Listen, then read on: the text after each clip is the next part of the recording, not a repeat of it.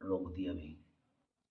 Hello student, आज जो आपकी क्लास है वो क्लास है 8 क्लास, जिसका चैप्टर नंबर है 5, कांग्रेस प्रणाली यानी चुनौतियां और पुनर्स्थापना। ठीक है जी, तो आज इसके बारे में बात करेंगे। तो देखिए, पहला टॉपिक आपका क्या आता है, वो ये आता है राजनीतिक उत्तराधिकारी की चुनौती। 1964 के महीने में नेहरू जी की मृत्यु हो गई और वह पिछले 1 साल से भी ज़्यादा समय से बीमार थे। इससे नेहरू के राजनीतिक उत्तराधिकारी को लेकर बड़े अंदेशे लग गए। मतलब इनके मरने के बाद कौन बनेगा प्रधानमंत्री, कौन बनेगा, तो भाई इसके बनेगा कौन, आएगा कौन, इस बात को लेकर बहस चलने लगी। ठीक है, ठीक है। तो उनके मरने के बाद उत्तराधिकारी को लेकर बड़े अंदेशे लगाए गए कि नेहरू के बाद कौन। लेकिन भारत के जैसे नव स्वतंत्रता देश में इस माहौल में एक और गंभीर सवाल हवा में तैर रहा था। एक और समस्या चल रही थी। वो क्या थी? नेहरू के बाद आखिर इस देश में होगा क्या? तो क्या देश को नेहरू ही चला रहे थे? नहीं ना। मेन बात है, अगर नेहरू मर जाते हैं तो जब तक जो चल रहा था उसके बाद कोई कंट्रोल कर पाएगा? बल्कि उससे ज़्यादा बेटर कंट्रोल किया गया। जैसे कि शास्त्री जी थे, बहुत बढ़िया और बेहतरीन थे। ठीक है। तो भारत से बाहर के बहुत से लोगों को संदेह था कि यहाँ नेहरू के बाद लोकतंत्र कायम भी रह पाएगा या नहीं रह पाएगा। दूसरा सवाल इस संदेश के दायरे में उठा था। आशंका थी कि बाकी बहुत से नव स्वतंत्र देशों की तरह जो नए नए अभी आज़ाद हुए हैं, 47 के बहुत आज़ाद हुए हैं। जैसे कौन सा आज़ाद हुआ था? इजराइल आज़ाद हुआ था। इजराइल को तो हमने ही आज़ाद कराया था, क्योंकि हम जाके वहाँ जाके क्या कहते हैं, लड़ाई लड़ी थी उनकी हमने। अगर एक दिन और जाते नहीं इंडिया वाले तो इजराइल आज़ाद नहीं होता। यहाँ से गए थे त्रिमूर्ति, सुना है ना? त्रिमूर्ति, वो 3 सरदार की टोली गई थी, हाथ में वो घोड़े बैठ के और हाथ में तलवार। एक ही दिन में पूरा इजराइल खाली करा लेता। एक ही दिन में इजराइल खाली करा दिया था और जाके इजराइल आज़ाद हो गया। इसलिए इजराइल हमको बहुत मानता है, बहुत मानता है। कुछ भी समस्या होगी तो इजराइल हमारे हमेशा हमेशा मदद करेगा। इसके बारे में पढ़ना। ठीक है जी। तो आशंका थी कि बाकी जो नए नए देश आज़ाद हुए हैं, देश की तरह भारत भी राजनीतिक उत्तराधिकारी का सवाल लोकतांत्रिक ढंग से हल नहीं कर पाएगा। असफल रहने की सूरत में भय था, एक डर था, अगर असफल हुए तो सेना राजनीतिक भूमिका में उतर जाएगी। यानी जो सेना के लोग हैं यही, चलो हम ही आए इलेक्शन में आ जाते हैं। इसके अतिरिक्त इस बात को लेकर भी संदेह थे कि देश के सामने बहुविधि कठिनाइयां, बहुत सारी कठिनाइयां आन खड़ी है और नया नेतृत्व उनका समाधान खोज पाएगा या नहीं खोज पाएगा। तो 1960 के समझे, तो समस्या ये थी कि अगर नेहरू जी का स्वर्गवास हो जाता है तो देश का क्या होगा। तो कहता है कि 1960 के दशक के खतरनाक दशक को कहा जाता है, यानी बहुत समस्या थी और देश 1960 में चल रहा था। ठीक है, क्योंकि गरीबी, गैर बराबरी, सांप्रदायिक समझते हो ना, हिंदू मुस्लिम के झगड़े होते हैं, धर्म को लेकर झगड़े होते हैं, उसे बोलते हैं सांप्रदायिक, और क्षेत्रीय विभाजन आदि के सवाल अभी अनसुलझे थे। संभव था कि इस सारी कठिनाई के कारण देश में लोकतंत्र की परियोजना असफल हो जाती अथवा खुद देश ही बिखर जाता। तो समस्याएं बहुत सारी उठती, समझे। अब नेहरू के बाद कौन आए? शास्त्री जी आए। अब शास्त्री जी के बारे में तो बहुत अच्छी बात समझाता हूँ। जब देश में लड़ाई चल रही थी तो नेहरू जी ने कहा था, पैसा नहीं है देश को करने के लिए, आपको एक टाइम खाना खाना पड़ेगा। और लोगों ने वो एक टाइम खाना खाया भी था। नेहरू जी के पास सिर्फ 2 जोड़ी कपड़े थे जो वो खुद धोते थे। एक धोते थे, एक पहनते थे, और नेक्स्ट डे उसको फिर धोते थे, फिर पहनते थे। इतने वो थे। तो बहुत ज़्यादा वो थे। जब चीन से झगड़ा चालू हो गया था और हमारा इससे क्या कहते हैं पाकिस्तान से, तो अमेरिका ने कहा था लड़ाई बंद करो, अगर नहीं करोगे तो हम आपको जो एक होता है ना रेड वीट, यानी लाल गेहूं देना बंद कर देंगे। हमने कहा मत दे, तुम्हारे यहाँ पर वो कुत्ते भी नहीं खाते जो आप हमको देते हो, तो इसलिए हम नहीं चाहते। फिर शास्त्री जी ने जनता से आग्रह किया, खाना बचाओ, खाना उगाओ और जितना हो सके एक टाइम खाओ, देश को बहुत सख्त जरूरत है। और लोगों ने बहुत ज़्यादा योगदान भी दिया, इतना योगदान दिया कि जेवर पैसा सब दिया। इन्होंने क्या करा, शास्त्री जी ने क्या करा, अपने बच्चे का ट्यूशन हटवा दिया। कोई बात नहीं, बच्चा फेल होता हो जान दो, पर देश को इस टाइम जरूरत है पैसों की। कपड़े खुद धोने स्टार्ट किए, सफाई खुद करनी स्टार्ट करी, कोई नहीं करेगा हम खुद करेंगे, सबको हटा दिया अपने। यानी एक प्रधानमंत्री अपने कपड़े खुद धो रहा है, अपने बर्तन खुद धो रहा है और अपने कमरे की सफाई भी खुद कर रहा है, देख लो।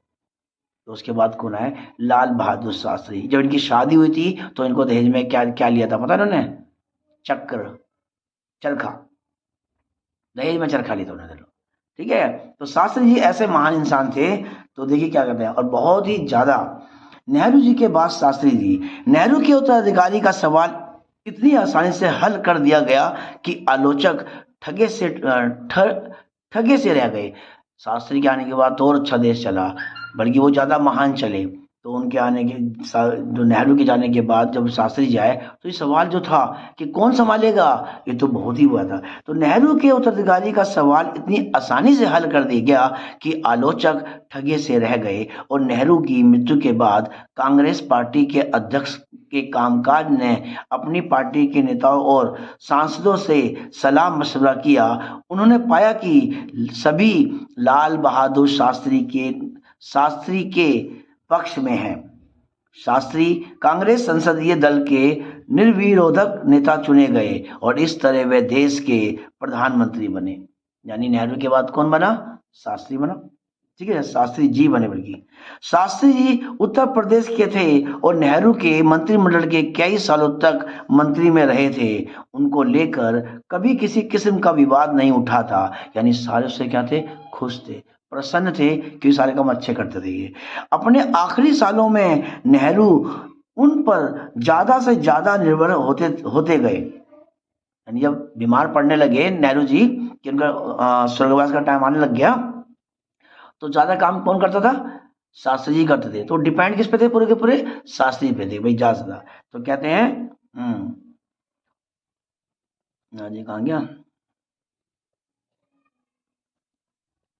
अपने आखिरी सालों में नेहरू उन पर ज्यादा से ज्यादा निर्भर होते गए थे। शास्त्री अपनी सादगी और सिद्धांत निष्ठा के लिए प्रसिद्ध थे।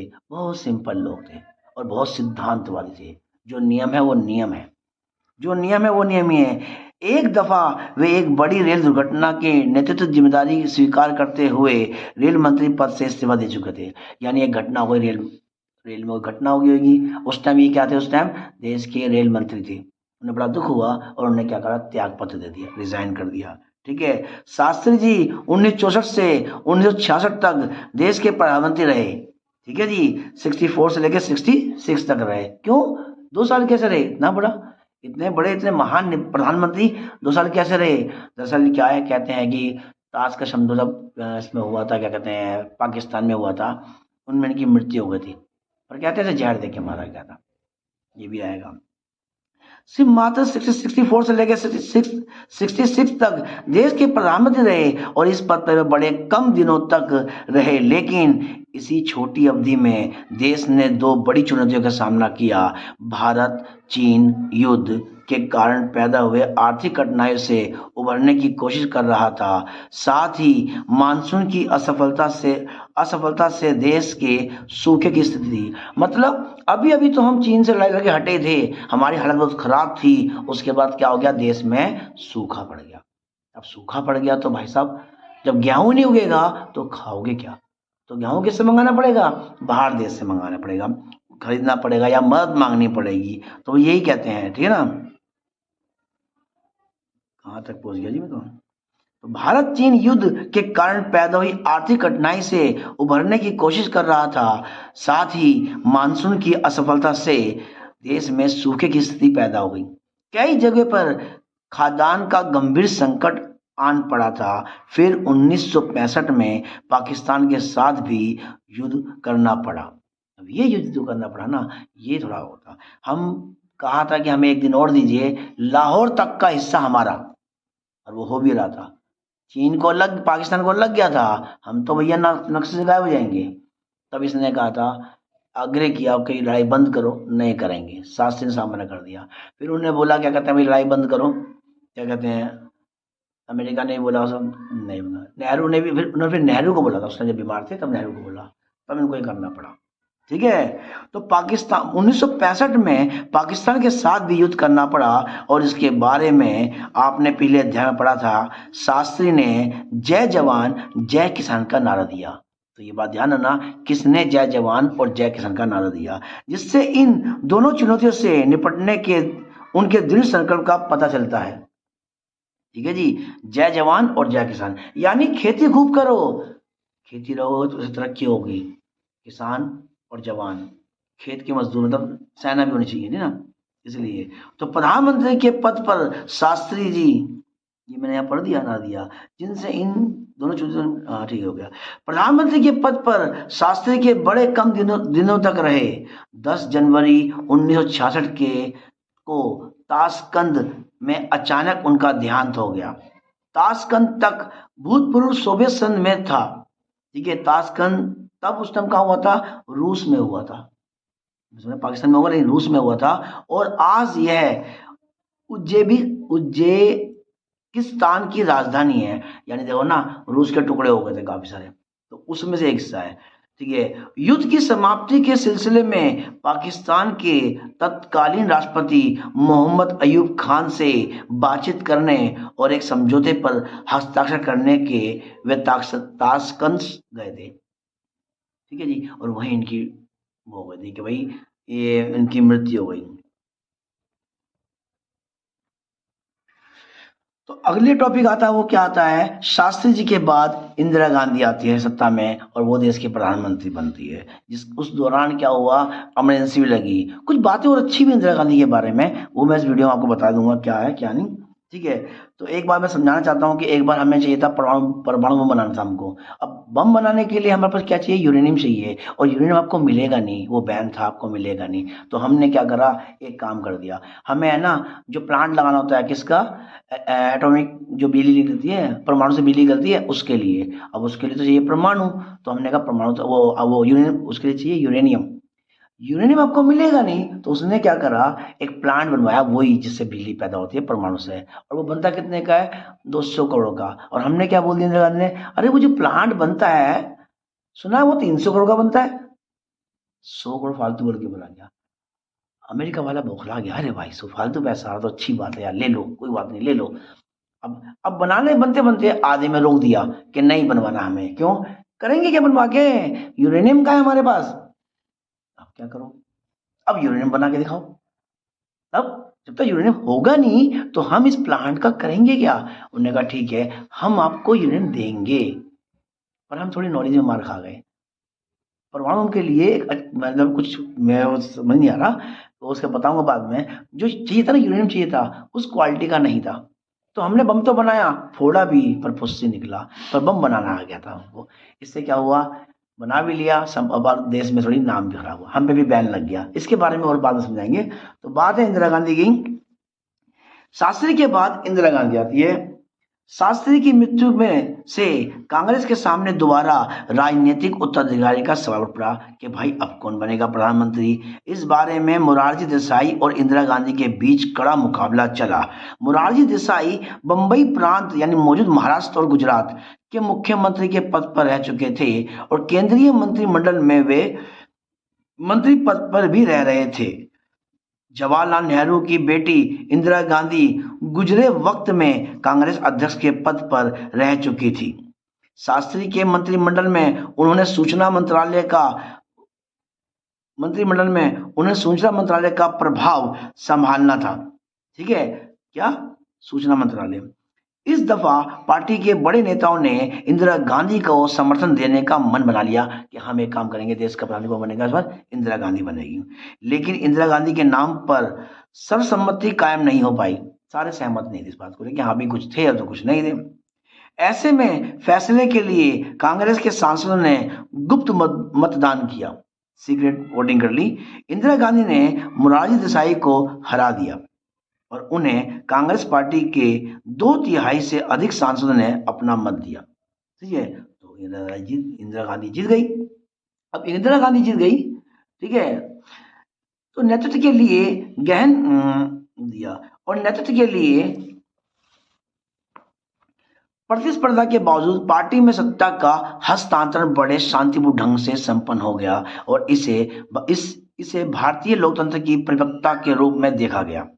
तो नए प्रधानमंत्री को अपने देश में थोड़ा वक्त लगा। ठीक है, किसको? इंदिरा गांधी को। इंदिरा गांधी यूं तो बड़े लंबे समय से राजनीति में सक्रिय थी, काफी समय थे अपने पिता के समय से, लेकिन लाल बहादुर शास्त्री के मंत्रिमंडल में बड़े कम दिनों से मंत्री पद पर भी थी। जब शास्त्री थे ना तो मंत्री पद पर थी। कांग्रेस के वरिष्ठ नेताओं ने संभवतः यह सोचकर उनका समर्थन किया होगा।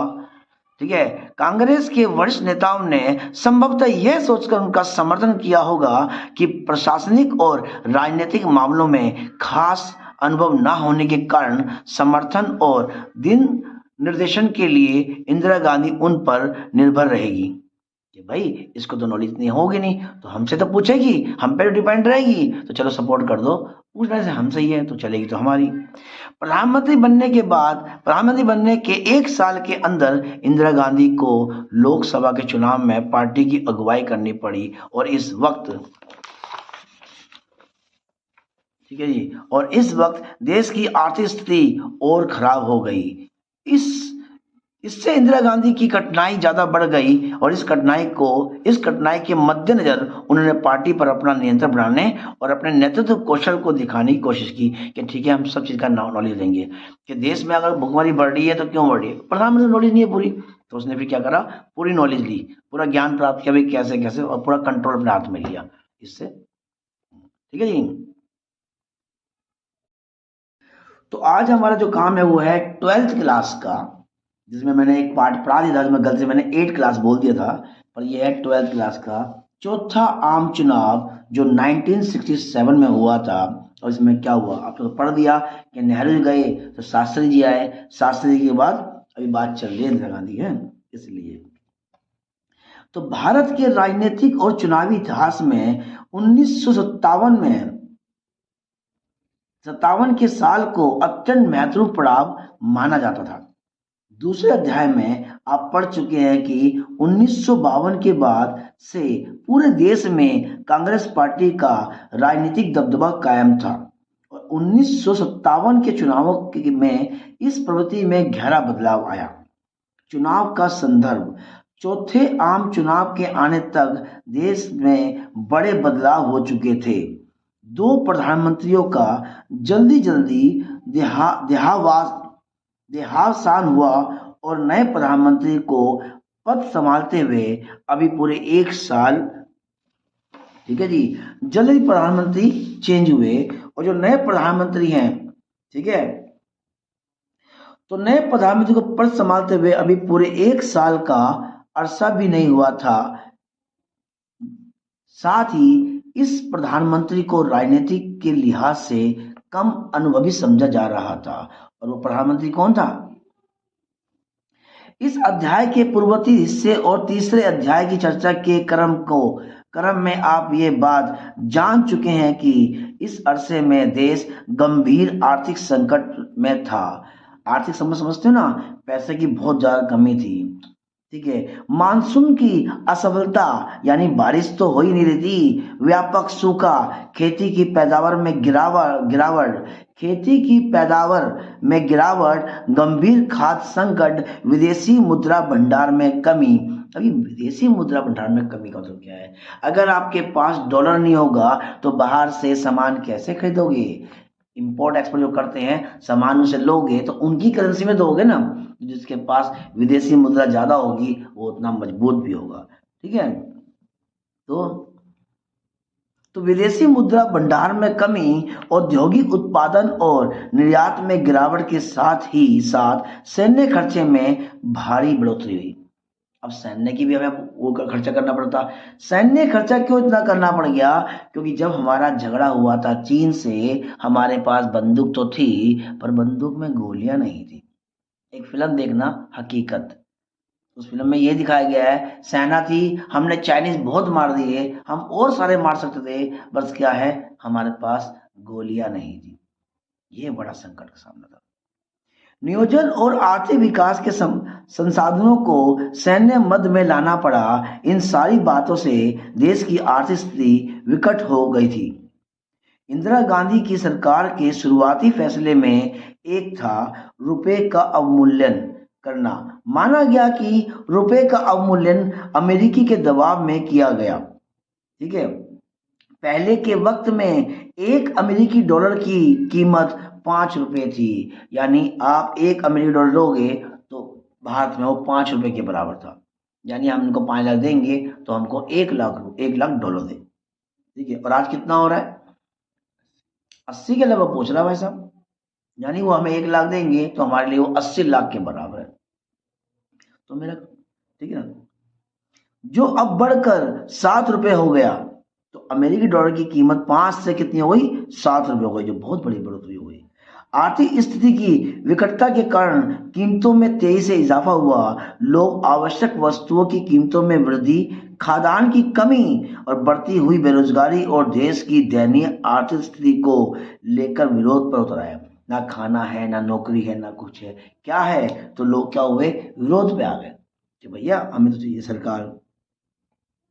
देश में अक्सर बंद और हड़ताल की स्थिति रहने लगी। लोग जगह पर रोड जाम कर रहे हैं, ट्रेन के आगे लेट जाते हैं, ट्रेन निकलेगी नहीं, बंद करो, काम धंधे बंद करो। सरकार ने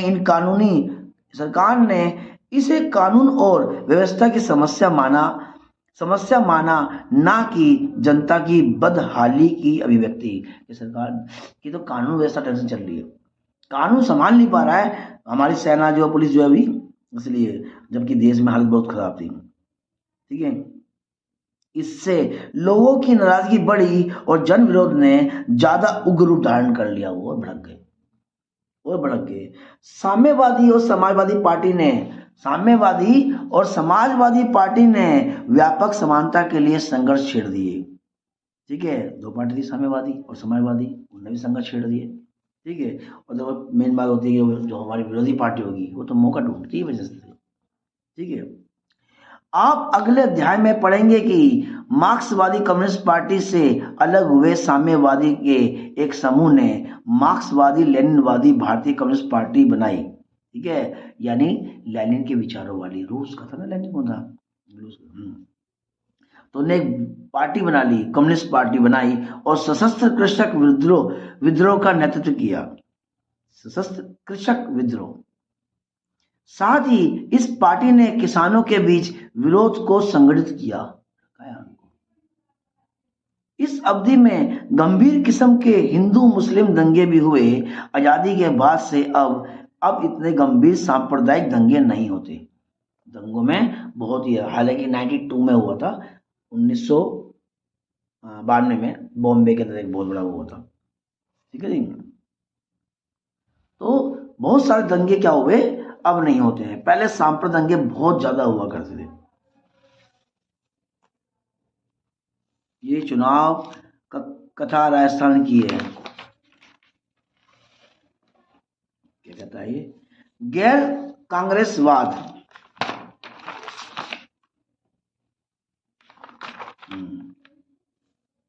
यह सारी स्थिति देश की दलगत राजनीति से अलग थलग नहीं रह सकती थी। विपक्षी दल जन विरोध की अगुवाई कर रहे थे और सरकार पर दबाव डाल रहे थे। जो अपोजिशन पार्टी थी, जनता के विरोध की अगुवाई, हाँ जी ठीक कह रहे हो, बिल्कुल ठीक कह रहे हो, सपोर्ट कर दो। तो कांग्रेस की विरोधी पार्टियों ने महसूस किया कि उसके वोट बट जाने के कारण ही कांग्रेस सत्तासीन है। मतलब अब लोग पक्ष में नहीं है, काफी लोग विरोध में आ गए हैं, तो हो सकता है अगली सरकार में आ नहीं सकती।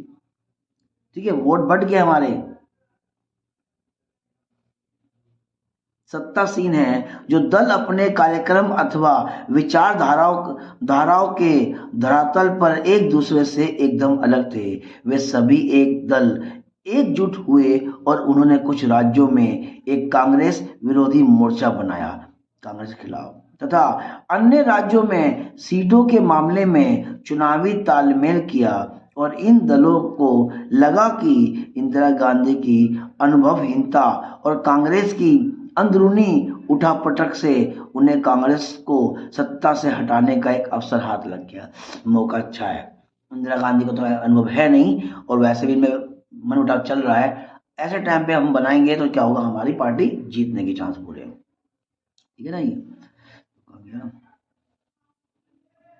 समाजवादी नेता राम मनोहर लोहिया ने इस रणनीति को गैर कांग्रेसवाद का नाम दिया। उन्होंने गैर कांग्रेसवाद के पक्ष में सैद्धांतिक तर्क देते हुए कहा कि कांग्रेस का शासन अलोकतांत्रिक और गरीब लोगों के हितों के खिलाफ है। तुम जो राज्य चला रहे हो ना, इससे तो गरीब, कांग्रेस का शासन लोगों के हितों के खिलाफ है। ये लोगों के पक्ष में जा नहीं रहा है, लोग तो गरीब हो रहे हैं, उनको तो नौकरी नहीं मिल रही है, खाने पीने हो रही है, तो ये बात जो है वो लोगों के पक्ष में जा ही नहीं रही है बात। और सरकार क्या करती है, हमेशा जनता के हितों के काम करती है।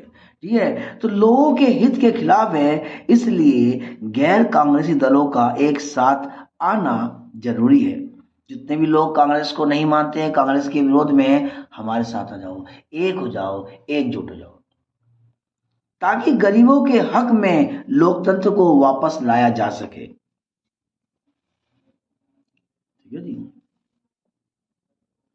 ताकि गरीबों के हक में लोकतंत्र को वापस लाया जा सके। तो गैर कांग्रेसवाद के जितने भी गैर कांग्रेसवाद हैं, आओ एक हो जाओ और मिलकर चलेंगे। चुनाव का जनादेश। व्यापक जन असंतोष और राजनीतिक दलों के ध्रुवीकरण के इसी माहौल को लोकसभा और राज्यसभा के लिए 1957 के फरवरी माह में चौथे आम चुनाव हुए और कांग्रेस पहली बार नेहरू के बिना मतदाताओं का सामना कर रही थी। चुनाव के परिणामों से कांग्रेस को राष्ट्रीय और प्रांतीय स्तर पर गहरा धक्का लगा और तत्कालीन अनेक राजनीतिक पर्यवेक्षकों ने चुनाव परिणामों को राजनीतिक भूकंप की संज्ञा दी। यानी भूकंप पड़ गया भाई, सब सत्ता में हो गया। कांग्रेस को जैसे तैसे लोकसभा में बहुमत तो मिल गया था, लेकिन उसको प्राप्त मतों के प्रतिशत तथा सीटों की संख्या में भारी गिरावट आई थी। चलो ये ठीक है, मत मिल गया सरकार में, पर सीटें जो पहले आई थी ना, वो वैसी नहीं आई। या मान लो किसी सरकार आती है, अब सरकार सीट मान लो होती है 100 और एक को मिली है आपको 45, एक को मिली है 30, एक को मिली है 40, ऐसे एक को 30, एक को 20 ऐसे मिली है, पर जीता कोई नहीं। तो सत्ता में आने के लिए आधे से कम एक सीट तो ज्यादा होनी चाहिए। अगर वो सीट एक नहीं है तो आप किसी और का ले सकते हो। जैसे कि आम आदमी पार्टी को सपोर्ट किया किसने, कांग्रेस ने किया, पर वही बात है कि सपोर्ट हटा लोगे तो क्या फायदा। इसलिए तो सीट तो मिली, पर क्या हुआ, मतों में भारी गिरावट भी आई। अब से पहले कांग्रेस को कभी ना तो इतने कम वोट मिले थे और ना ही इतनी कम सीटें मिली थी। इंदिरा गांधी के मंत्रिमंडल के आधे मंत्री चुनाव हार गए थे। तमिलनाडु से कामकाज, महाराष्ट्र से ए पाटिल और पश्चिम बंगाल के अतुल्येश घोष और बिहार के बी सहाय जैसे राजनीतिक दिग्गजों के मुंह को खानी पड़ी। यानी जो इंसान बड़े अच्छी उनकी साख थी वहां पर, बहुत वो थी, आज क्या हुआ, उनको एक सीट निकालना भारी पड़ गया और जो उनके मेन बंदे थे वो इलेक्शन से हार रहे थे। कांग्रेस तो वो आई, पर क्या है, भारी गिरावट भी हुई।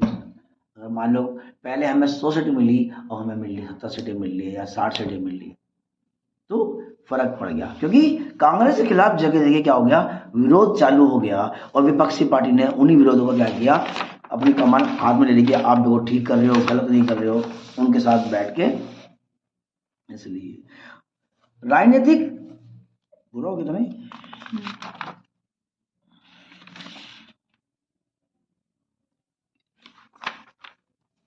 राजनीतिक बदलाव की यह नाटकीय स्थिति आपको राज्य में और ज्यादा स्पष्ट नजर आएगी।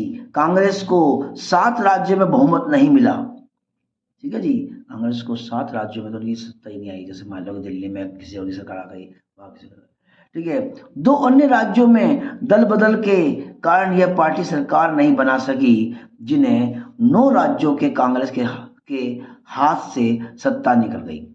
ठीक है, 7 और 2 9 हो गए। 9 राज्य में तो कांग्रेस की चलती नहीं थी, क्योंकि सरकार किसकी थी, किसी और पार्टी की थी, बीजेपी ला लो। वे देश के किसी एक भाग में कायम राज्य नहीं थे, वे राज्य दूसरे देश के अलग अलग हिस्से में थे।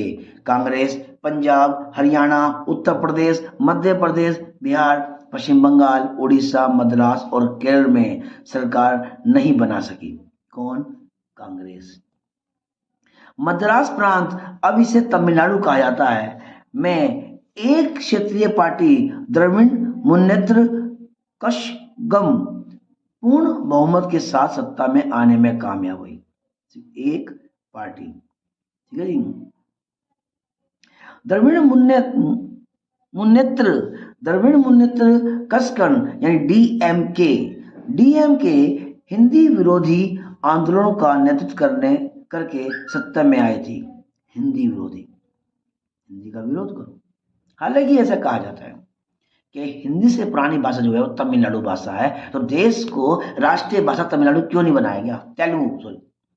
तेलुगु थी ना, हिंदी भाषा क्यों है देश की राष्ट्रीय भाषा? इसलिए कि पूरे भारत में हिंदी बोली जाती है। ठीक है, तो क्या करा? हिंदी विरोधी आंदोलन का नेतृत्व करके सत्ता में आई थी। यहाँ के छात्र हिंदी को राज्य भाषा के रूप में केंद्र द्वारा अपने ऊपर थोपने का विरोध कर रहे थे। क्यों जी? इसको बनाया क्यों गया राज्य भाषा? और डीएमके ने उनके इस विरोध का नेतृत्व प्रदान किया। ठीक है, वो अगर हाँ भी ठीक है, तुम ठीक कर रहे हो, सपोर्ट किया पूरा। चुनावी इतिहास में यह पहली घटना थी जब किसी गैर कांग्रेसी दल को किसी अन्य में पूर्ण बहुमत मिला था और अन्य 8 राज्यों में विभिन्न गैर कांग्रेसी दलों की गठबंधन सरकार बनी। यानी इसी में थी कांग्रेस, बाकी में था कांग्रेस नहीं थी। और उस समय आमतौर पर कहा जाता है कि दिल्ली में हावड़ा जाने के लिए ट्रेन पर बैठो तो यह ट्रेन आपको पूरे रास्ते में एक भी कांग्रेस शासित राज्य से होकर नहीं गुजरेगी। देख लो, जहां कांग्रेस का राज्य वहां से गुजरेगी। लोग कांग्रेस को सत्तासीन देखने के अभ्यस्त थे और उनके लिए एक विचित्र अनुभव था। तो क्या मान लिया जाए कि कांग्रेस का दबदबा खत्म हो रहा है? यानी ट्रेन भी जा रही है तो वहां नहीं जाएगी, यहां पर कांग्रेस का राज, बताओ है नहीं? तो क्या कांग्रेस अब खत्म हो रही? खत्म तो 2018 में, 20 में, 2014 में, 14। ठीक है जी। अब गठबंधन, अभी गठबंधन के बारे में आप क्या जानना चाहते हो? समझते हो गठबंधन क्या होता है? गठबंधन सरकार ही बोली जाती है। अगर आपको आधे से कम वोट मिलने हैं, थोड़े से कम मिलने हैं, तो भैया किसी और पार्टी को सपोर्ट मांग लो, रिक्वेस्ट कर लो। अगर वो आपको सपोर्ट कर देता है तो सरकार आपकी बनेगी, दिल्ली में आपकी सरकार बनेगी या पूरे भारत में आपकी सरकार बनेगी। इसे बोलते हैं गठबंधन। ठीक है, 1957 के चुनाव के गठबंधन की परिघटना सामने आई। चूंकि किसी पार्टी को बहुमत नहीं मिला था, इसलिए अनेक गैर कांग्रेसी पार्टियों ने एकजुट होकर संयुक्त विधायक दल बनाया और गैर कांग्रेस सरकारों को समर्थन दिया। और इसी कारण इन सरकारों को संयुक्त विधायक दल की सरकार कहा गया, क्योंकि सीटें तो मिली कांग्रेस को पर भारी गिरावट आ गई। और भारी गिरावट आने से क्या हो गया? बहुमत साबित नहीं कर पाई। ठीक है जी। तो एकजुट होकर संयुक्त विधायक दल बनाया गया और गैर कांग्रेस सरकार का समर्थन किया गया। इसी कारण इन सरकार को संयुक्त विधायक दल की सरकार कहा गया। अधिकतर मामलों में ऐसी सरकार को घटक दल विचारधारा के लिहाज से एक दूसरे से भिन्न थे। मिसाल के लिए बिहार में बनी संयुक्त विधायक दल की सरकार में 2 समाजवादी पार्टियां एसएसपी और पीएसपी, बिहार में 2 पार्टी आई, कौन सी? एसएसपी और पीएसपी शामिल थी। इनके साथ एक सरकार में वामपंथी सीपीआई और दक्षिणपंथी जनसंघ भी शामिल थे। पंजाब में बनी संयुक्त विधायक दल की सरकार को पॉपुलर यूनाइटेड फ्रंट की सरकार कहा गया। ठीक है जी। पंजाब में जो बनी कौन सी थी? वो पॉपुलर यूनाइटेड फ्रंट की सरकार कहा गया। और इसमें उस वक्त के 2 परस्पर प्रतिस्पर्धी अकाली दल, संत ग्रुप और मास्टर ग्रुप शामिल थे। इनके साथ सरकार में दोनों समाजवादी दल सीपीआई और सीपीआईएम, सीएसएसपी, रिपब्लिक पार्टी और भारतीय जनसंघ भी शामिल हो गए। 1957 नहीं है, ये 1967 है। ठीक है जी, मैं गलती से 57 पढ़ रहा हूँ उसको, तो 1967 की बात चल रही है यहाँ पर। वो जरा हिंदी में ना थोड़ा डर होता है। 1967, ठीक है। चलो जी यहाँ पर आ जाओ। अब क्या कहता है, दल बदल। अब दल बदल का चक्कर क्या है, समझ आए गठबंधन क्या होती है भाई। ठीक है जी, हम आपको सपोर्ट कर देंगे, आपकी सरकार बन जाएंगी, हमारी कुछ मांगे पूरी करना, चलो ठीक है। अब आता दल बदल। दल बदल क्या होता है, जीता तो था बेटा आम आदमी पार्टी से और चला गया कहाँ पे, बीजेपी में चला गया। और जीता था आप कांग्रेस से तो कहाँ पर आ गया, आम आदमी पार्टी में आ गया। तो ये आप ये पार्टी चेंज कर रहे हो, दल बदल भी कह सकते हैं। ठीक है जी, तो दल बदल टॉपिक तो यही क्लियर हो गया। सुनिए अब 1967 के चुनाव की एक खास बात दल बदल भी है। इसने राज्य के सरकार के बनते बिगड़ते में बड़ी महत्वपूर्ण भूमिका निभाई। कोई जन प्रतिनिधि किसी खास दल के चुनाव चिन्ह को लेकर चुनाव लड़े और जीत गए, और चुनाव जीतने के बाद इस दल को छोड़कर किसी दूसरे दल में शामिल हो गए, और इसे दल बदल कहते हैं। यानी आप जीते थे कांग्रेस के अंदर में आके, बीजेपी के या आम आदमी पार्टी के, पर चले गए आप किसी और पार्टी में। इसी को बोलते हैं, एक पार्टी जीते और दूसरी पार्टी से चले गए, तो दल बदल इसे कहा जाता है। तो 1967, अब ठीक है इंग्लिश के अंदर बोल रहा हूं मैं, ठीक है, 57 हो गया ना, या 67, 1967 के आम चुनावों के बाद, तो 1967 के आम चुनावों के बाद कांग्रेस को छोड़ने वाले विधायकों ने 3 राज्यों हरियाणा, मध्य प्रदेश और उत्तर प्रदेश में गैर कांग्रेस सरकारों को बहाल करने में अहम भूमिका निभाई। और इस दौर से राजनीतिक निष्ठा की इस अदल बदल में से आए राम और गया राम का जुमला मशहूर हो गया। आए राम और गया राम, आओ और जाओ, जीतो और भागो यहाँ से। अब आया राम गया राम क्या है, देखिए, विधायक द्वारा तुरंत पार्टी छोड़कर दूसरी पार्टी में शामिल होने की घटना से भारत के राजनीतिक शब्दकोश में आया राम गया राम का जुमला शामिल हो गया। और इस जुमले की प्रसिद्धि के साथ एक खास घटना जुड़ी हुई है। 1967 के चुनावों के बाद हरियाणा के एक विधायक गयालाल, हरियाणा का एक विधायक था, नाम था क्या, गयालाल ने राजनीतिक निष्ठा बदलने के को जैसे एक कीर्तिमान की स्थापना कर दी। उन्होंने एक ही सप्ताह, 2 सप्ताह में, एक पखवाड़े मतलब 2 वीक के अंदर ही 3 दफा अपनी पार्टी बदल ली। अब यहाँ चला गया, अब वहां चला गया, और अब वहां चला गया। और नाम क्या था उसका, नाम गयालाल।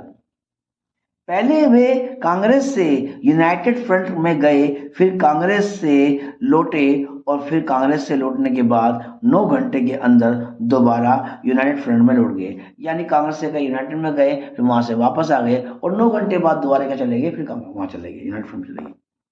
तो 9 घंटे बाद दोबारा यूनाइटेड फ्रंट में चले गए। कहा जाता है कि जब गयालाल ने यूनाइटेड फ्रंट छोड़कर कांग्रेस में आने की मंशा जाहिर की, तो कांग्रेस के नेता राव वीरेंद्र सिंह ने उन्हें लेकर चंडीगढ़ में प्रेस के सामने घोषणा की, गया राम था अब आया राम है। नाम से क्या था, गया राम, पर कांग्रेस वापस आ गए हैं, तो गया राम था, अब ये हो गया आया राम है। ठीक है, आया राम है। तो गयालाल की इस गड़बड़ी को आया राम गया राम के जुमले में हमेशा के लिए दर्ज कर लिया गया, और उनकी इस हड़बड़ी को लेकर बहुत से चुटकुले और कार्टून बने, और बाद के समय में दल बदल रोकने के लिए संविधान में संशोधन किया गया। आया राम गया राम, ठीक है जी। अब क्या होता है, कांग्रेस में विभाजन होता है, यानी पार्टीशन। ठीक है, इन कांग्रेस के अंदर विभाजन होता है, बंटवारा हो जाता है। तो अगला जो है आपका, वो है कांग्रेस में विभाजन हो जाता है। हमने देखा कि 1967 के चुनाव के बाद केंद्र में कांग्रेस की सत्ता कायम रही, लेकिन उसे पहले जितना बहुमत हासिल नहीं था। ठीक है जी, साथ ही अनेक राज्यों में इस पार्टी के हाथ से सत्ता जाती रही। सबसे महत्वपूर्ण बात यह है कि चुनाव के नतीजों ने साबित कर दिया कि कांग्रेस को चुनाव में हराया जा सकता है, क्योंकि भाई गांधी काम की पार्टी है, उस समय की पार्टी है, इनको कैसे हरा दें। ये तो बड़ी मशहूर पार्टी है। आज भी लोग क्या करते हैं, कट्टर कांग्रेसवादी हैं, चाहे कांग्रेस कितना ही बुरा कर दे। ज्यादातर बुजुर्ग लोग भैया हाथ पे मोड़ लगाना है, तो ये कहता है कि उस कांग्रेस को हरा जा सकता है। बहरहाल अब भी कांग्रेस का कोई विकल्प नहीं था। राज्यों में बनी अधिकतर गैर कांग्रेस गठबंधन की सरकारें ज्यादा दिनों तक नहीं टिक पाई और इन सरकारों ने बहुमत खोया और उन्हें या तो नए सिरे से गठबंधन बनाना पड़ा या अथवा राष्ट्रपति शासन लागू करना पड़ा। अब ये राष्ट्रपति शासन क्या होता है? यानी अगर देश में राष्ट्रपति शासन लग गया तो सभी के अधिकार खत्म हो जाते हैं आम जनता के लेके। अगर किसी को उठा के जेल में बंद कर दिया तो आपको ये नहीं कि आपको जज में जाके सुनना, बंद तो बंद, कोई सुनवाई नहीं। इस टाइम देश में संकट है, परेशानी है, तो राष्ट्रपति शासन लागू हो जाएगा। सरकार जो चलाएगी, अब यहाँ की चलाएगी, सब कौन चलाएगा? राष्ट्रपति चलाएगा। ठीक है। इंदिरा बनाम सिंडिकेट। इंदिरा गांधी को असली चुनौतियां विपक्ष ने नहीं बल्कि खुद अपनी पार्टी के भीतर से मिली। उन्हें सिंडिकेट से निपटना पड़ा। सिंडिकेट, अब क्या है ये सिंडिकेट, जरा आप पढ़ते हैं इसके बारे में। कांग्रेस सिंडिकेट कहता है कांग्रेस नेताओं के एक समूह को अनौपचारिक तौर पर सिंडिकेट के नाम से इंगित किया गया। कांग्रेस नेताओं के एक समूह को, यानी कांग्रेस नेता काफी थे, उनमें कई ग्रुप थे कांग्रेस के अंदर, और एक ग्रुप क्या बोला गया? सिंडिकेट बोला गया। है तो वो भी कांग्रेस के, पर वो क्या है? सिंडिकेट है। ठीक है, सिंडिकेट का नाम दिया गया। इस समूह के नेताओं का पार्टी के संगठन पर नियंत्रण था। सिंडिकेट के अगुवा मद्रास प्रांत के भूतपूर्व मुख्यमंत्री और फिर कांग्रेस पार्टी के अध्यक्ष रह चुके थे। कामराज थे।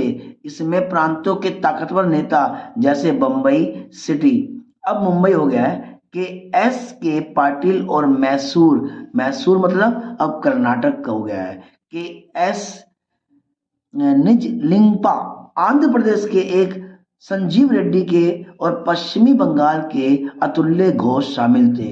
ये कौन थे? कांग्रेस के थे, पर कांग्रेस में क्या था? एक दल था, वो सिंडिकेट, ये सब उसी में थे। लाल बहादुर शास्त्री और उसके बाद इंदिरा गांधी दोनों ही सिंडिकेट की सहायता से प्रधानमंत्री पद पर आरूढ़ हुए थे।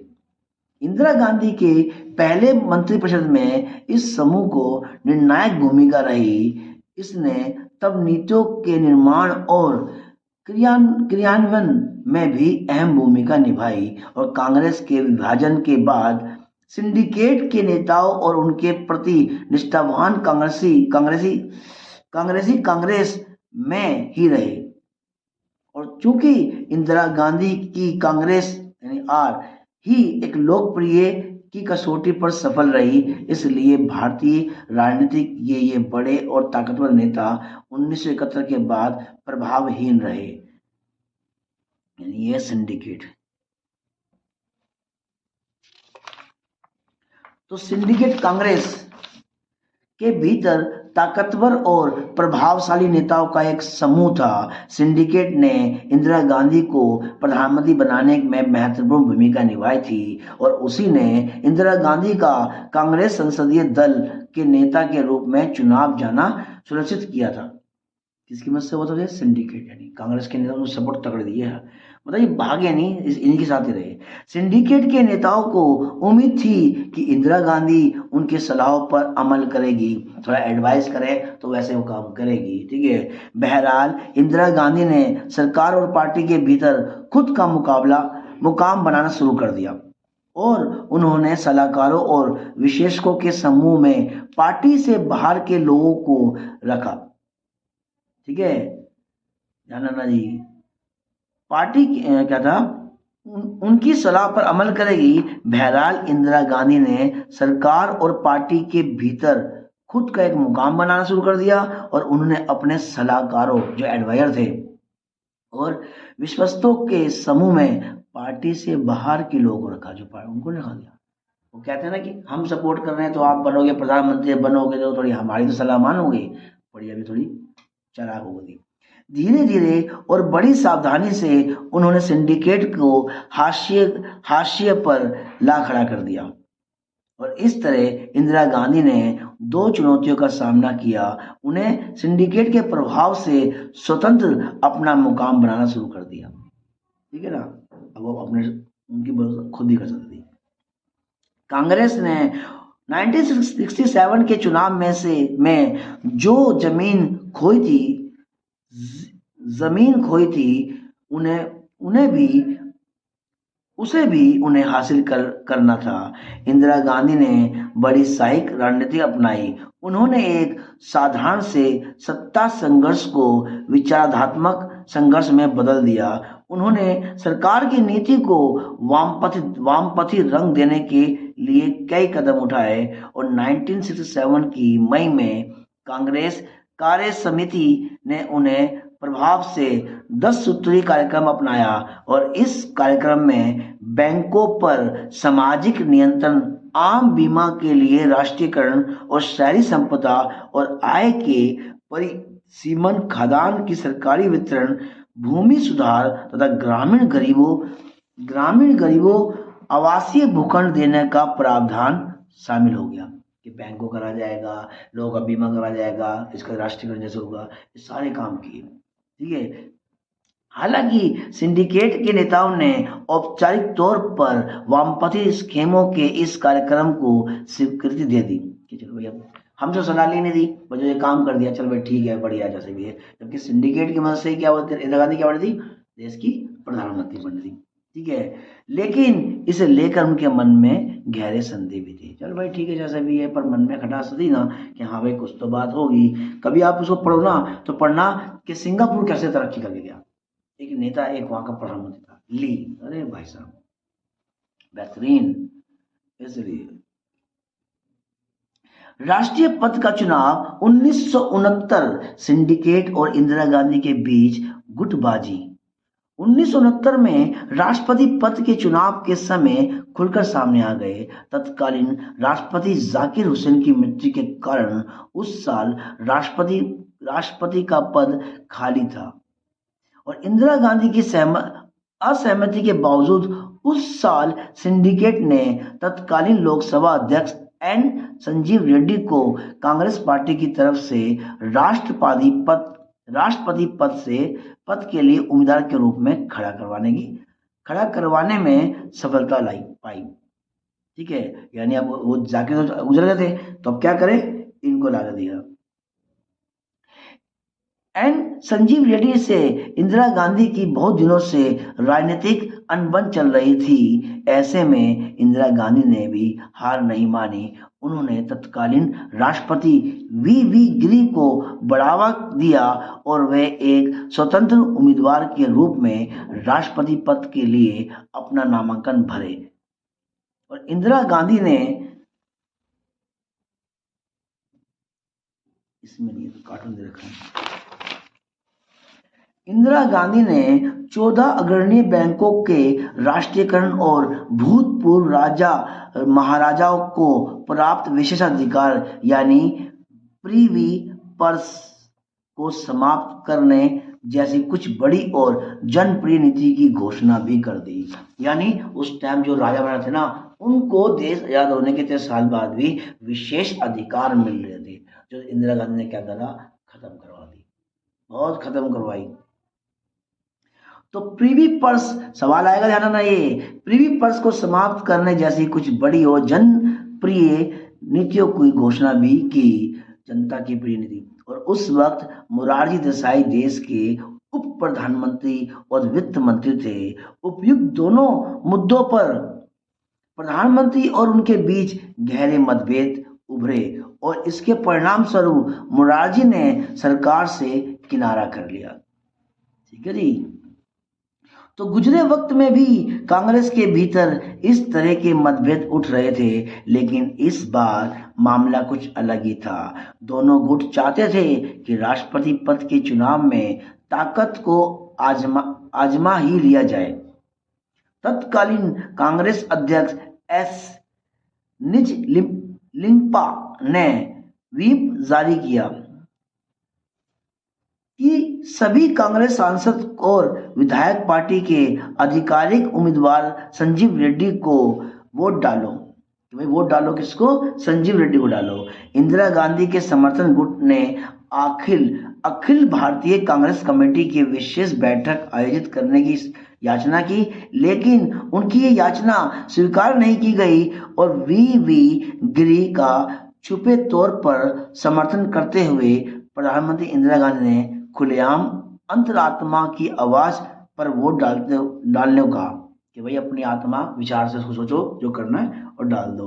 ठीक है का इसका मतलब यह है कि कांग्रेस के सांसद और विधायक अपनी मन मर्जी से किसी भी उम्मीदवार को वोट डाल सकते हैं। आखिरकार राष्ट्रपति पद के चुनाव में वी गिरी विजय हुए और वे स्वतंत्र उम्मीदवार थे, जबकि एन संजीव रेड्डी कांग्रेस पार्टी के आधिकारिक उम्मीदवार थे। कांग्रेस पार्टी के आधिकारिक उम्मीदवार की हार से पार्टी का टूटना तय हो गया और कांग्रेस अध्यक्ष ने प्रधानमंत्री को अपनी पार्टी से निकाल दिया। पार्टी से निष्कासित प्रधानमंत्री इंदिरा गांधी ने कहा कि उनकी पार्टी ही असली कांग्रेस है और 1969 के नवंबर तक सिंडिकेट की अगुवाई वाले कांग्रेसी खेमे को कांग्रेस और इंदिरा गांधी की अगुवाई वाले कांग्रेस खेमे को कांग्रेस कहा जाने लगा और इन दोनों को क्रमशः पुरानी कांग्रेस और नई कांग्रेस भी कहा जाता है। और इंदिरा गांधी ने पार्टी की इस टूट को विचारधाराओं की लड़ाई के रूप में पेश किया और उन्होंने समाजवादी और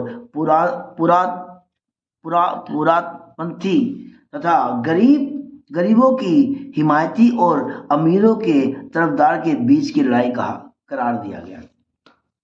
तो आपका ये पहला पार्ट है, दूसरा पार्ट है आपका ये प्रीविनर समाप्ति क्या है, इसको पढ़ लेना। तो इसका जो पहला दूसरा पार्ट आपको करा दिया गया है। अब आएगा आपका तीसरा पार्ट 1971 का चुनाव और कांग्रेस का पुनर्स्थापन। दोबारा कांग्रेस आती है, तगड़े बहुमत से आती है। ठीक है जी, धन्यवाद। तो अगला जो टॉपिक है वो 1971 का चुनाव और कांग्रेस का पुनर्स्थापन हो जाता है, दोबारा आती है। क्यों? देखिए जी, कांग्रेस की टूट से इंदिरा गांधी सरकार अल्पमत में आ गई।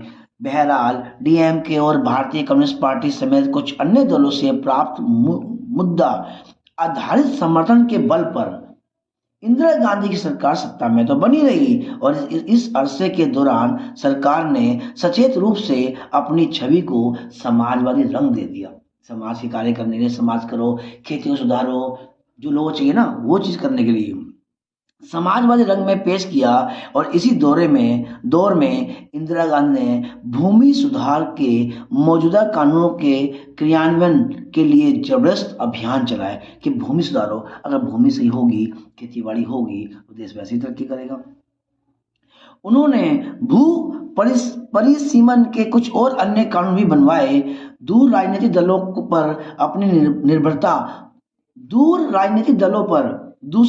दलों पर अपनी जो निर्भरता समाप्त करके संसद में अपनी पार्टी की स्थिति मजबूत करने और अपने कार्यक्रमों के पक्ष में जनादेश हासिल करने की गरज से इंदिरा गांधी की सरकार ने 1970 के दिसंबर के लोकसभा भंग करने की सिफारिश की। यहां मैं दोबारा पढ़ता हूं लाइन को, थोड़ी गड़बड़ हो गई। दूसरे राजनीतिक दल पर अपनी निर्भरता समाप्त करने और संसद में अपनी पार्टी की स्थिति को मजबूत करने और अपने कार्यक्रम के पक्ष में जनादेश हासिल करने की गरज से इंदिरा गांधी सरकार ने 1970 के सितंबर में लोकसभा भंग करने की सिफारिश की। और यह भी एक आश्चर्यजनक और साहसिक कदम था। लोकसभा भंग करो, लोकसभा भंग होती तो सब नहीं था खत्म। मतलब लोकसभा के लिए 5वें आप चुनाव 1971 फरवरी माह में हुए थे। जब लोकसभा भंग हो जाएगी यानी सब क्या खत्म, कोई नेता नहीं, अब इलेक्शन दोबारा होंगे। अब बताओ, एक इंदिरा गांधी जिसकी सरकार वैसी अल्पमत में थी, पर उसने इस दौरान क्या कर दिया, बहुमत तो मिल गया उसको, पर इस दौरान क्या कर दिया उसने, उसने कार्य किए बहुत सारे, भूमि सुधार किए गए, कई सारी योजनाएं निकाली गई, जिससे क्या हुआ, अब लग गया कि इनकी छवि क्या हुई, अच्छी हो गई है। कर दो भाई, लोकसभा भंग कर दो, हम दोबारा होंगे। अब आता है मुकाबला। चुनावी मुकाबला कांग्रेस के विपरीत जान पड़ रहा था। आखिर नई कांग्रेस एक जर्जर होती हुई पार्टी का हिस्सा बन भर चुनावी मुकाबला कांग्रेस के विपरीत जान पड़ रहा था। आखिर नई कांग्रेस एक जर्जर होती हुई पार्टी का हिस्सा भर थी। हर किसी को विश्वास था कि कांग्रेस पार्टी की असली सांगठनिक ताकत कांग्रेस ओ के नियंत्रण में है। यदि कांग्रेस जो ओ है उसके नियंत्रण में है और कांग्रेस आर में नहीं है। दो कांग्रेस थी, कांग्रेस ओ और कांग्रेस आर। इसके अतिरिक्त सभी बड़ी गैर सामाजिक और गैर कांग्रेसी विपक्षी पार्टियों ने एक चुनाव गठबंधन बना लिया और इसे ग्रैंड अलायंस कहा गया। समझे? और इससे इंदिरा गांधी के लिए स्थिति और कठिन हो गई और एसएसपी और पीएसपी, भारतीय जनसंघ स्वतंत्र पार्टी और भारतीय क्रांति दल चुनाव में एक छतरी के नीचे आ गए और शासक दल ने भारतीय कम्युनिस्ट पार्टी के साथ गठबंधन जोड़ लिया। जिसने शासक दल ने, एक कांग्रेस से हो गया, भारतीय कम्युनिस्ट पार्टी से हो गया। इसके बावजूद नई कांग्रेस के साथ एक ऐसी बात थी जिसका उसके बड़े विपक्षों के पास अभाव था। ठीक है, जो नई कांग्रेस पार्टी थी उस पर वो चीज थी जो विपक्ष पे थी नहीं। नई कांग्रेस के पास एक मुद्दा था, एक एजेंडा था और एक कार्यक्रम था। हम क्या करेंगे, कैसे कैसे करेंगे। उनके पास तो पार्टी थी, पर क्या करोगे, एजेंडा क्या है, क्या बनाओगे भाई साहब, ये तो भाई सरकार के लिए करो क्या। ठीक है ना। तो ग्रैंड अलायंस के पास कोई सुसंगत राजनीतिक कार्यक्रम था ही नहीं।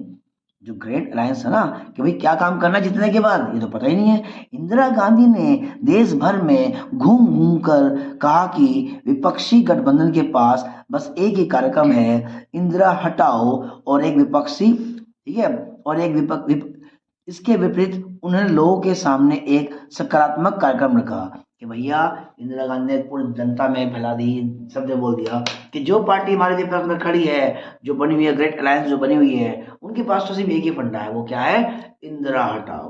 अरे भाई, देश के लिए काम क्या करोगे, वो फंडा उनके पास था नहीं। जब फंडा ही नहीं है तो भाई हटा तो रहे हो, फिर हमारे लिए क्या करोगे, जनता तो वोट क्यों देगी जो हमारे लिए प्रोग्राम ही नहीं है। इसलिए ठीक है जी, ठीक है। इसके विपरीत उन्होंने लोगों के सामने एक सकारात्मक कार्यक्रम रखा और इसे अपने मशहूर नारे गरीबी हटाओ के जरिए एक शक्ल प्रदान की। देश तो वैसे ही गरीब था। हम इंदिरा, तुम कह रहे हो इंदिरा हटाओ, मैं कह रही हूँ गरीबी हटाओ, तो जनता किसके सपोर्ट करेगी, जो गरीबी को हटाएगी। कहीं ऐसा ना हो गरीब को हटा दे। इंदिरा गांधी ने सार्वजनिक क्षेत्र की समृद्धि, ग्रामीण भू स्वामित्व और शहरी संपदा के परिसीमन, आय और अवसरों की समानता की समाप्ति तथा प्रीवी पर्स की समाप्ति, आया था ना, प्रीवी पर्स की समाप्ति पर अपने चुनाव अभियान में जोर दिया। हम प्रीवी पर्स हटा देंगे, जो भी ये क्या कहते हैं, राजा महाराजा खानदान है, इनको जो अधिकार मिले हुए हैं, इनको सरकार से जो भत्ते मिलते हैं, ये सब बंद कर दिए जाएंगे। अपना काम करो, कमाओ, टैक्स भरो, सब करो, कोई विशेष अधिकार नहीं मिलेंगे। ठीक है। समाप्ति पर अपने चुनाव अभियान में जोर दिए गए। गरीबी हटाओ के नारे से इंदिरा गांधी ने वंचित तबकों को, खास तौर से जिनके पास अपनी जमीन नहीं है, जो SC ST हैं, दलित लोग हैं और आदिवासी लोग हैं, अल्पसंख्यक महिला हैं और बेरोजगार नौजवान के बीच अपने समर्थन का आधार तैयार करने की कोशिश कर ली। क्या आ गया भैया, देश तो वैसे ही गरीब था, तो लोग बहुत सारे आ गए, है नहीं। SC ST जो है वो भी बहुत सारे हैं, वो भी आ गए, तो गरीबों से इनको बड़ी मदद मिली। ठीक है। गरीबी हटाओ का नारा और उससे जुड़ा हुआ कार्यक्रम इंदिरा गांधी की राजनीतिक रणनीति थी। ठीक है, नहीं बस मतलब राजनीतिक रणनीति क्या थी, राजनीतिक रणनीति तो क्या मतलब, झूठे वादे कर रहे हैं, पहले वोट ले लो उसके बाद बाद में। इसके सहारे वे अपने देशवासी राजनीतिक समर्थन की बुनियादी तैयार करना चाहते थे। इन्हीं के सारे, चलो भाई इनकी एक अपनी पार्टी की बुनियाद बन जाएगी। ठीक है जी। फिर कहता है परिणाम और उसके बाद क्या हुआ। 1971 के लोकसभा चुनाव के नतीजे उतने ही नाटकीय थे जितना इन चुनावों को कराने का फैसला था। कांग्रेस आर, जो क्या थी, दूसरी पार्टी थी, और सीपीआई के गठबंधन को इस बार जितने वोट या सीटें मिली उतनी कांग्रेस पिछले 4 साल आम चुनाव में कभी हासिल ना कर सकी, और इस गठबंधन को लोकसभा की 375 सीटें मिली और इसने कुल 48.4% वोट हासिल किए। अकेले इंदिरा गांधी की कांग्रेस आर ने 352 सीटें और 44% वोट हासिल किए। अब जरा इस तस्वीर की तुलना कांग्रेस के उजाड़ से कांग्रेस ओ के उजाड़ से करें। इधर लिखा है कांग्रेस ओ, ठीक है जी। अब जरा इस तस्वीर की जो तुलना दे रखी है, तस्वीर की तुलना कांग्रेस ओ के उजाड़ से करें। इस पार्टी में बड़े बड़े महारथी थे, लेकिन इंदिरा गांधी की पार्टी को जितने जितने वोट मिले थे उसके 1/4 वोट ही इसकी झोली में आए। किसके? कांग्रेस ओ की झोली में आए। इस पार्टी को महज 16 सीटें मिली और अपनी भारी भरकम जीत के साथ इंदिरा गांधी अगुवाई वाली कांग्रेस ने अपने दावे पर साबित कर दिया कि वही असली कांग्रेस है और उसे भारतीय राजनीति में फिर से प्रभुत्व के स्थान पर पुनर्स्थापित किया गया, दोबारा बनाया गया और विपक्षी ग्रेट अलायंस धराशायी हो गया और इस महाजोट को 40 से भी अधिक कम सीटें मिली थी। Congress oh, I cannot believe it though it was coming first, you second and the third.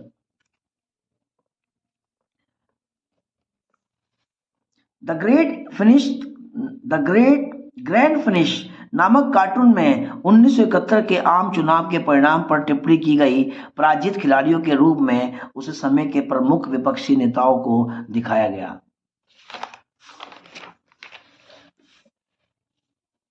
और 1971 के लोकसभा चुनाव में के तुरंत बाद पूर्वी पाकिस्तान, जो अब बांग्लादेश हो गया है, में एक बड़ा राजनीतिक और सैन्य संकट उठ खड़ा हुआ। चौथे अध्याय में आप पढ़ चुके हैं कि 1971 के चुनाव के बाद पूर्वी पाकिस्तान में संकट पैदा हुआ और भारत पाक के बीच युद्ध छिड़ गया। इसके परिणाम स्वरूप बांग्लादेश बना और इन घटनाओं से इंदिरा गांधी की लोकप्रियता में 4 चांद लग गए और विपक्ष के नेताओं तक ने उसके राजकीय राजकौशल की प्रशंसा की। यानी 1971 में लड़ाई होती किसकी? पूर्वी पाकिस्तान की होती, पाकिस्तान से होती। उसका साथ दिया था किसने? दिया था? इंडिया ने साथ दिया था, बांग्लादेश का, पूर्वी पाकिस्तान का। और वहां से, क्योंकि जो पाकिस्तान थे ना, जो आज के जो पाकिस्तान है, वहां पर बहुत अत्याचार करते, बहुत ज्यादा अत्याचार करते। तो क्या हुआ, इंडिया की सरकार ने उसको सपोर्ट किया और वहां से सब खत्म कर दिया। मतलब अब ये पाकिस्तान नहीं है, अब ये नई कंट्री है, वो है क्या? बांग्लादेश। वरना पहले तो ये पाकिस्तान था, ये भी इधर भी पाकिस्तान, हमारे इधर ही पाकिस्तान। और ये भी कहा गया था बीच में से सड़क निकाल दो पूरी, जो किसके लिए बनेगी? यहाँ से जाने के लिए बनेगी, भारत के टुकड़े बीच से भी कर दो। वाह भाई वाह, ठीक है। तो पाकिस्तान बनाया सब, तो इससे क्या हुआ? इसका मान सम्मान बढ़ गया। पाकिस्तान रानी, हमारे बगल में पाकिस्तान नहीं है, अब क्या है? वो बांग्लादेश है। बांग्लादेश हम लोग को बहुत मानता था क्योंकि हमने ये काम कराया था उस टाइम। कहते हैं कि बहुत सारी सेना ने सरेंडर किया था, शायद 2 लाख सेना ने। पढ़ना इसके बारे में, ठीक है। तो पूर्वी पाकिस्तान जो आज बांग्लादेश में संकट में पैदा हुआ और भारत पाक के बीच युद्ध छिड़ गया, इसके परिणाम स्वरूप बांग्लादेश बना और इन घटनाओं से इंदिरा गांधी की लोकप्रियता में 4 चांद लग गए और विपक्ष के नेताओं तक ने उसके राजकौशल की प्रशंसा की। जो विपक्ष थे ना, वो भी कह रहे बहुत अच्छा काम किया हुई। और 1972 के राज्य विधानसभा के चुनाव में उनकी पार्टी को व्यापक सफलता मिली। उन्हें गरीबी और वंचितों के रक्षक और एक मजबूत राष्ट्रवादी नेता के रूप में देखा गया। यही है गरीबों की मसीहा। पार्टी के अंदर अथवा बाहर इसके विरोध की कोई गुंजाइश ना बची, ठीक है। अब विरोध ना तो पार्टी में होता और ना ही पार्टी के विपक्ष में होता, सब जगह इसकी तारीफ होती, ठीक है। कांग्रेस लोकसभा के चुनाव में जीती थी और राज्य स्तर पर के चुनाव में भी, और इन 2 लगातार जीतों के साथ कांग्रेस का दबदबा एक बार फिर कायम हुआ और कांग्रेस अब लगभग सभी राज्यों में सत्ता में थी। कांग्रेस के विभिन्न वर्गों में यह लोकप्रियता भी थी। महज 4 साल की अवधि में इंदिरा गांधी ने अपने नेतृत्व और कांग्रेस पार्टी के प्रति के सामने खड़ी चुनौतियों को धूल चटा दी। जो जो समस्या थी उस सबको उसने कर दिया। इसका जो आज का आखिरी टॉपिक है, कांग्रेस प्रणाली का पुनर्स्थापन हुआ, फिर दोबारा हुआ। ये फिल्म क्यों दिखा रहे भाई? बहरहाल कांग्रेस प्रणाली का पुनर्स्थापन का क्या मतलब निकलता है? इंदिरा गांधी ने जो कुछ किया वह पुरानी कांग्रेस को पुनर्जीवित करने का काम नहीं था। कई मामलों में यह पार्टी इंदिरा गांधी के साथ हाथों नई तर्ज पर बनी थी और इस पार्टी को लोकप्रियता के लिहाज से भी बड़ी स्थापना प्राप्त थी, बड़ी फेमस होती लोगों के मन में। जब दिल्ली में आज क्या है, आम आदमी पार्टी बड़ी फेमस है, इसलिए ठीक है स्थान प्राप्त हुआ जो उसे शुरुआती दौर से हासिल था, लेकिन यह अलग किस्म की पार्टी थी। यह पार्टी पूर्णतः अपने सर्वोच्च नेता की लोकप्रियता पर आश्रित थी। ठीक है, पूरी तरह से क्या थी? सर्वोच्च नेता, जो ऊंचे वाले नेता उनके लिए। और इस पार्टी का सांगठनिक ढांचा भी अपेक्षाकृत कमजोर था। इस कांग्रेस पार्टी के भीतर कई गुट नहीं थे, यानी अब वह विभिन्न मतों और हितों को एक साथ लेकर चलने वाली पार्टी नहीं थी। ठीक है ना? इस पार्टी ने चुनाव जीते, लेकिन इस जीत के लिए पार्टी कुछ सामाजिक वर्गों में जैसे कि गरीब, महिला, दलित, आदिवासी और अल्पसंख्यकों पर ज्यादा निर्भर थी। ने कहा था गरीब बेटाओ। जो कांग्रेस उभर कर सामने आई वह एकदम नई कांग्रेस थी और इंदिरा गांधी ने कांग्रेस प्रणाली को पुनर्स्थापित जरूर किया, लेकिन कांग्रेस प्रणाली की प्रकृति को बदलकर, जो था सब कुछ उसके नेचर को बदल दिया, पर कांग्रेस बन गई बढ़िया से। और नेतागिरी चलता वैसा बस बननी चाहिए जो है। अब क्या कहता है, कांग्रेस प्रणाली के भीतर हर तनाव और संघर्ष को पचा देने की क्षमता थी। कांग्रेस प्रणाली को इसी खासियत के कारण जाना जाता है, यानी क्षमता थी, कोई भी समस्या आएगी हम देख लेंगे। लेकिन नई कांग्रेस ज्यादा लोकप्रिय होने के बावजूद इस क्षमता से हीन थी। ठीक है, जो नई कांग्रेस थी उन्हें चीज खूबी नहीं थी, वो इतनी फेमस नहीं थी, क्योंकि वो तो है नहीं। तो लेकिन नई कांग्रेस ज्यादा लोकप्रिय होने के बावजूद इस क्षमता से हीन थी। कांग्रेस ने अपनी पकड़ मजबूत की और इंदिरा गांधी की राजनीतिक हैसियत अप्रत्याशित रूप से बढ़ी, लेकिन जनता की आकांक्षाओं की अभिव्यक्ति की लोकतांत्रिक जमीन छोटी पड़ दी गई। विकास और आर्थिक बदहाली के मुद्दे पर जनाक्रोश तथा लामबंदी लगाकर बढ़ती रही। और अगले अध्याय में आप पढ़ेंगे कि कैसे इन बातों में से राजनीतिक संकट उठ खड़ा हुआ और इसमें जिससे देश के संवैधानिक लोकतंत्र के अस्तित्व पर भी खतरा मंडराने लग गया। जो संविधान से चलोगे तो नहीं चल रहे। ठीक है जी, तो ये तुम्हारा चैप्टर खत्म हो गया 2 वीडियो में, लोकतांत्रिक व्यवस्था का संकट। धन्यवाद। अगर अच्छा लगे तो चैनल को सब्सक्राइब कर देना।